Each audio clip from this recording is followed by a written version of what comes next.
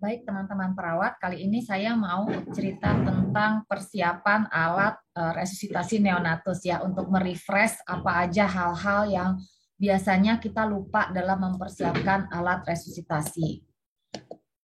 Nah, peralatan resusitasi neonatus ini kali ini saya berikan judul siapkan bukan sekedar ada. Kenapa? Karena kadang-kadang kita checklist ada barangnya tapi nggak sesuai. Contoh, suatu saat saya pernah diberi kesempatan mengunjungi puskesmas, ada ambu bag, tapi ambu bagnya dewasa. Padahal yang mau ditolong bayinya 3 kilo. Ya.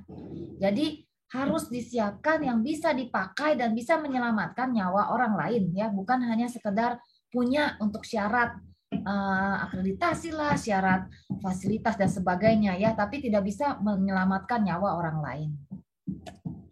Nah, mengingatkan kembali tentang first golden minute ya. Kalau kita mempersiapkan peralatan neonatus, kita harus tahu bahwa kita harus bekerja selambat-lambatnya 60 detik untuk menyelamatkan bayi dari asfiksia. Jadi omong kosong kalau kita mempersiapkan barangnya saat bayinya lahir.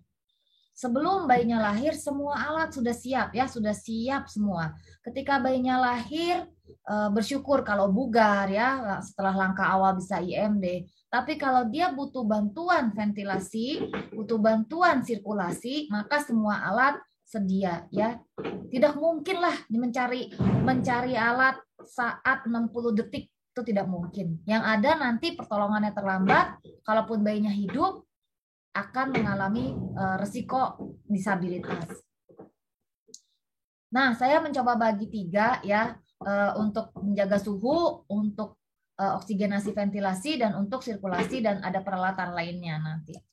Nah, tipsnya teman-teman, jangan lupa cek peralatan resusitasi tiap shift. Ya, jangan SC Sito, kemudian timnya sedang sibuk, langsung lari ke OK tanpa tahu peralatannya lengkap atau tidak, siap pakai atau tidak ya. Oleh karena itu setiap shift operan maka perawat harus juga melakukan checklist di buku daftar peralatan resusitasi. Yang kedua, kita kan suka bawa kotak resusitasi tuh yang kayak tukang kayak apa, kotak peralatan tukang. Nah, di situ di luarnya juga harus ada daftar alat apa yang ada di dalam kotak tersebut. Dan itu harus disamakan ya. Jadi bukan cuma buat pajangan daftarnya, tapi disamakan apakah benar-benar tersedia di dalam. Nah, untuk menjaga suhu, kita perlu inkubator transport. Kalau tidak ada inkubator transport, untuk ditransfer dari tempat persalinan ke perawatan, maka bisa dilakukan kanguru ya. Pernah ada juga kasus menggunakan kanguru untuk mentransfer antar rumah sakit. Infant warmer dipastikan menyala ya. Jadi bukan cuma buat naruh bayi ya. Infant warmer itu berguna untuk menghangatkan bayi. Kalau di fasilitas terbatas tidak punya infant warmer, biasanya kita pakai lampu pijar ya dengan jarak tertentu di atas tempat untuk melakukan resusitasi. Kain hangat jangan pelit dan jangan jelek ya. Kain hangatnya ada 3, tapi kecil-kecil, tipis-tipis, sudah buluk ya, sudah busuk kainnya. Gimana caranya dia mau menghangatkan bayi? Yang ada dia malah membuat bayinya terbungkus dengan kain yang dingin. Akhirnya malah jadi lebih hipotermi. Kemudian ada plastik, topi, termometer, blanket warmer kalau memang ada ya. Jarang blanket warmer ada di setiap fasilitas kesehatan. Nah, ini ya yang sering terjadi pitfall-nya apa? Ada barangnya tidak berfungsi. Nah, suatu kesempatan saya pernah ketemu inkubator yang isinya ditidurin oleh cicak ya dan kadal. Jadi bukan bayi. Ya, jadi karena disediakan hanya untuk checklist fasilitas atau mungkin syarat apa begitu ya. Jadi inkubator transport juga harus dipastikan akinya jalan. Jadi kalau si bayi itu masuk ke dalam inkubator transport kemudian dia didorong ya untuk ke tempat perawatan selanjutnya, dia tidak kedinginan di tengah jalan. Sering sekali ya terdapat inkubator transport yang tidak layak untuk dipakai. Apa lupa dicas, apa akinya nggak dicek, seperti itu.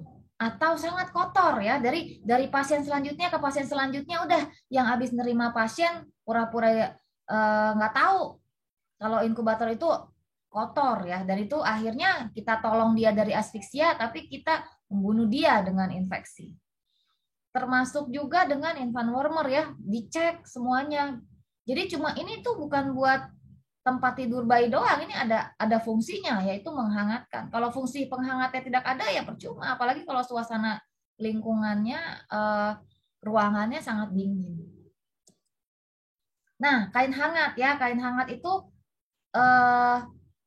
kenapa 3? Karena yang kita untuk membersihkan bayi akan kita singkirkan, jadi dia harus dibungkus dengan kain yang baru ya. Dan kita juga perlu kadang-kadang untuk mengganjal punggung bayi untuk membuka airway ya. Jadi jangan pelit lah, yang bagus, yang tebal, yang bisa membuat suhu bayi aman.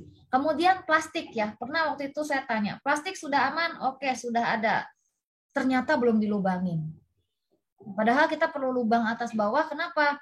Tangannya masuk, kemudian terima bayi, bayinya masuk, kepalanya keluar di sini, kakinya masih bisa diakses ya.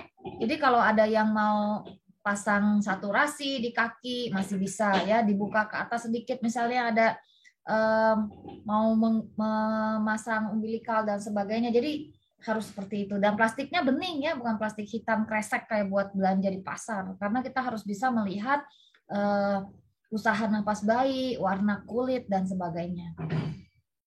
Dan jangan lupa, jangan pelit juga nih, plastik jangan 1 ya, plastiknya 2. Kenapa? Karena kalau bayinya pipis, dia akan tergenang di air seni, kemudian jadi hipotermi karena basah. Jadi lihat, kalau bayinya pipis di dalam plastik harus cepat diganti. Kemudian topi jangan buat gaya ya, topi bukan buat foto-foto untuk ibunya majang-majang di FB atau di IG, bukan, topi buat menghangatkan. Jadi harus bahannya juga harus yang tebal dan ukurannya harus benar. Ini kalau anak makrosom yang kita bawain topinya topi prematur ya nggak bisa. Bayi prematur dikasih topi yang gede ya juga bisa ya. Dianjurkan sih bahannya yang kaos atau wool ya, jadi bukan untuk kosmetik topi itu. Termometer ya janganlah sekarang pakai yang raksa ya, udah lama, kemudian kalau pecah juga bermasalah, dan pakailah yang digital. Hati-hati, termometer tembak seringkali tidak akurat ya. Kemudian alat untuk membantu pernapasan, teman-teman pasti juga tahu ini suction penghisap, nomornya berbagai macam ya. Jangan cuma bawa 1 ya. Meskipun kita paling sering pakai yang nomor 8, tapi jangan cuma bawa nomor 1. Gimana kalau ternyata bayinya lahir tidak bugar, ketuban hijau kental? Kita mesti pakai nomor yang gede, 12, 14 ya. Harus disuction tuh. Ketuban yang bercampur mekonium sangat kental. Mekonium tuh lengket sekali ya. Kalau teman-teman di perawat di Perina nggak tahu kalau mekonium lengket, keterlaluan. Jadi sangat sulit sekali di suction kalau tidak menggunakan yang besar. Kemudian yang kecil juga kita bawa. Kalau seandainya kita perlu membersihkan jalan napas bayi pada bayi super prematur ya. Pernah ada bayi waktu itu 800 gram, kemudian ibunya perdarahan, bayinya bersimbah darah, di mulutnya ada darah, ya nggak mungkin kita pakai vaksin yang terlalu besar, akan melukai. Kemudian bagaimana kita menyiapkan mesin suction itu sendiri ya. Mesin suction tuh banyak perintilannya ya, apakah dia terhubung dengan arus listrik, kemudian apakah sudah kedap, apakah selang-selangnya ini sudah layak untuk dipakai ya. Jangan lupa kadang-kadang nih selangnya ya udah hitam, bau, jorok. Nah, siapa tuh yang habis pakai tapi nggak dibersihkan kembali. Jadi harus layak pakai tuh mesin suctionnya ya, atau kantongnya nih udah nggak pernah dibersihkan, isinya banyak lendir dan sebagainya macam, itu juga harus diperhatikan. Kemudian satu lagi adalah tekanan ya. Ini kebetulan mesin suctionnya adanya KPA sama bar ya. Tapi kalau ada yang milimeter raksa, kita harus batasi tidak lebih dari 100 milimeter raksa. Kenapa? Karena suction yang terlalu kuat akan mencederai bayi. Nah, kalau ubah ke dalam KPA maka 13 ya. KPA nih yang merah, ini anak panahnya yang merah. Kalau ini 20, ini 10, berarti 13 kira-kira di sini ya. Sedikit di atas 10.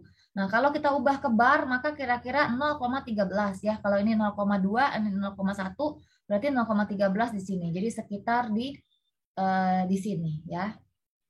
Nah, itu jangan sampai pos sekali, waduh, dicoba di tangan perawat ya, suctionnya sut, mantap, tarikannya mantap, ternyata terlalu tinggi tekanannya, terus kita mencederai mukosa, baik itu mulut atau kerongkongan ya. Setelah itu bayinya muntah darah, kita bingung sendiri, padahal yang melakukan cedera itu kita. Nah, jadi suction bukan tanpa resiko. Oleh karena itu, bayi bugar tidak disuction. Nah, kalau kita mau bawa balon dan sungkup ya bisa bergantian juga kalau punya tipis resuscitator atau merek Neopav. Nah, ini kalau kita bawa balon, lihat nih, ini balon orang dewasa ya, ini balon untuk neonatus. Yang ini yang kita bawa. Kenapa? Saya pernah dapat bayi dirujuk dengan pneumotoraks ya, akibat dia dipompa terlalu tinggi tekanannya. Kalau ini kan nggak kelihatan nih, kita ngasih PIP berapa. Kalau ini kan bisa dilihat nih, oh PIP-nya nih udah ke merah nih, ke regio merah. Kita takut dia akan pecah paru-parunya karena tekanan yang kita kasih terlalu tinggi. Ya jangan terulang lagi menyiapkan alat resusitasi tapi nggak layak pakai, cuma di checklist doang. Kalau memungkinkan, punyalah kartu PEEP, karena pada saat kita memberikan ventilasi tekanan positif, parunya nggak kuncup lagi, jadi ada PEEP-nya. Kita buka, ngek, kuncup lagi, buka lagi, kuncup lagi. Nah, tapi kalau ada PEEP-nya, kita buka, dia, nah, kita buka, dia, nah, jadi akhirnya lama-lama oksigenasi ventilasinya jadi lebih bagus. Nah, kalau ini tipis, kalau begini apa yang sering salah nih? Yang sering salah adalah selangnya nih. Ya, diteng-teng aja nih mesin. Waduh, udah siap, sudah. Padahal selang ini nggak ada. Selang tuh ada yang menyambung ke sumber oksigen, dan ada yang menyambung ke pasien. Selang yang menyambung ke sumber oksigen ini yang hijau. Pernah juga ini ya, ini sama sekali tidak lucu. Yang di bawah selang kanul, nasal kanul, karena warnanya sama-sama hijau. Tapi dia lupa tuh ujungnya ujung nasal kanul. Padahal harusnya adalah yang satu ke neopav, yang satu lagi ke sumber oksigen. Jadi ini coknya beda ya, bukan nasal kanul yang dibawa, asal lihat hijau aja dibawa. Dan yang ini harus tidak bocor, ya, tidak bocor, nyambung ke pasien. Nah, kemudian sungkup bawa berapa? Bawa 3 dok, sama semua ukurannya, itu kan juga kurang ajar ya. Padahal kita perlu setidaknya 3 lah, misalkan kita bawa SML gitu. Jadi kalau kita lahir bayinya perlekatan sungkupnya nggak pas ya, ukurannya nggak pas, kita bisa turun 1 nomor atau naik 1 nomor. Ukuran itu sebenarnya ada 5 ya, ukuran sungkup. Tapi kalau punya 3 ya nggak apa-apa. Tapi yang penting jangan bawa 1. Terus yakinlah kondisi layak pakai ya. Ini banyak penjahat-penjahat ya, itu kalau dia habis resusitasi, sungkupnya kotor, itu langsung dicemplungin lagi ke kotak emergensi. Nah, hati-hati ya. Itu harus dibersihkan kembali, disterilisasi ulang. Ada prosesnya melakukan sterilisasi, ada prosedurnya supaya nanti layak pakai untuk bayi selanjutnya. Nah, ini alat untuk oksigen ya, jangan lupa ya, ada sumber oksigennya ya, ada sumber oksigen yang dari sentral atau ada yang harus didorong oleh tim medis. Laringoskop yang kita pakai untuk bayi adalah yang lurus ya, yang ini, karena sesuai dengan anatomi bayi. Saya pernah ada tenaga kesehatan, saya bilang nggak bisa, ini tidak layak dipakai, jawabannya dari dulu juga pakai ini bisa-bisa aja dok. Iya, artinya kamu salah prosedur, bisa mencederai bayi. Yang kedua, resiko kegagalan intubasinya juga sangat-sangat tinggi ya, karena memang yang kita pakai yang bila lurus. Ada kemungkinan nih kalau kita pakai ini yang harusnya kurang dari 30 detik sudah terpasang ETT misalnya jadi lama sekali karena tidak sesuai dengan anatomi bayi. Dan yang paling penting, laringosop dan bila harus dalam keadaan steril. Setelah disteril, taruh di kotak steril, baru dibawa ke OKA. Kita mau menolong ventilasi, tapi akhirnya matinya karena pneumonia, gara-gara kitanya jorok ya, yang harusnya dilakukan dengan steril, dilakukan dengan tidak steril. Nah, ini kalau mau bawa oksigen, dilihat dulu, dicek oksigennya ada apa enggak. Ingat ya, pertolongan bayi baru lahir first golden minute. Jadi omong kosong lah nyari-nyari oksigen saat lagi kita menolong. ETT yang kita pakai adalah yang tidak pakai cuff karena anatomi bayi bentuknya seperti ini ya. Jadi kalau pakai cuff bisa mencederai laring bayi.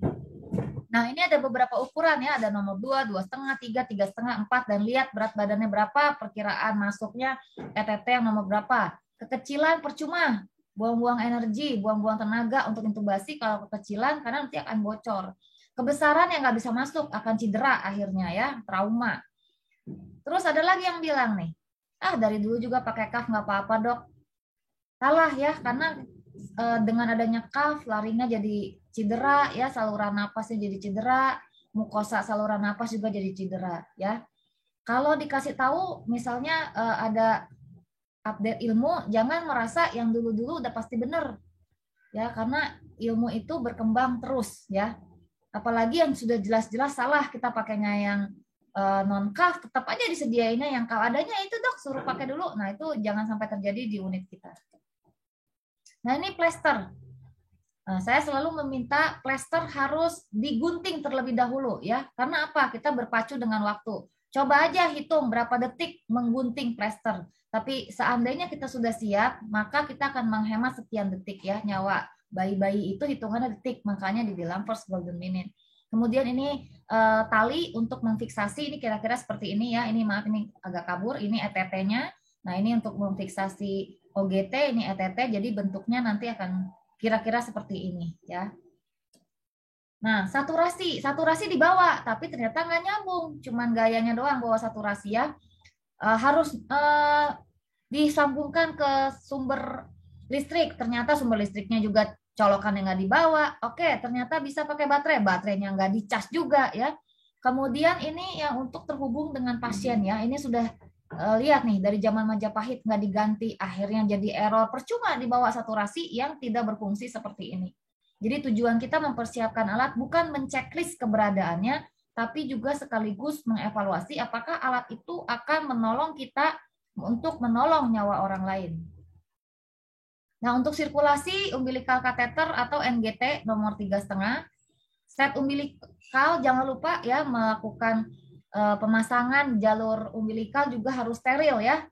Oleh karena itu semua peralatan steril ini harus kita bawa ya. Cairannya adalah cairan NaCl. Saya pernah ketemu suatu hari unit yang isinya tuh RL, dextrose 5% ya. Itu buat apa ya? Karena loading itu menggunakan NaCl pada neonatus. Spet berbagai ukuran ya. Epinephrine kan harus kita encerkan. Kemudian kalau kita mau loading NaCl harus menggunakan spet. Jangan lupa spetnya dibawa. Ya, jarang sekali kita menggunakan epinephrine tapi harus dibawa karena merupakan salah satu paketan set resusitasi. Peralatan lainnya adalah stetoskop. Lihat ya, stetoskop tuh ada 3 macam ukuran. Ada yang untuk neonatus, pediatrik, dewasa. Bayangkan kalau pakainya dewasa, bayinya 1 kilo, itu kita nggak akan tahu air entry masuk apa enggak kedua bilah paru ya, paru kiri, paru kanan. Paru kiri ada 2 lobus, kanan, atas, tengah, bawah. Kita nggak bisa dengar yang mana yang bermasalah air entry-nya. Karena resonansi pakai yang gede seperti ini. Kalau nggak punya yang neonatus, pediatrik masih oke, tapi janganlah masa resusitasi bayi 2 kilo, 1,5 kilo yang dibawa segede gajah begini stetoskopnya ya. Kemudian jangan lupa, jangan pelit bawa sarung tangan steril. Seringkali setelah kita melakukan resusitasi, kita perlu melakukan tindakan steril dan harus ganti sarung tangan menjadi sarung tangan steril. Karena sarung tangan yang tadi kita gunakan sudah on. Kemudian ada juga antiseptik dan kasa steril, hand wrap, gunting, ya juga peralatan neonatus esensial seperti vitamin K, salep mata, jangan lupa juga gelang bayi. Ya, semoga kita bisa menurunkan morbiditas dan mortalitas dengan resusitasi yang benar.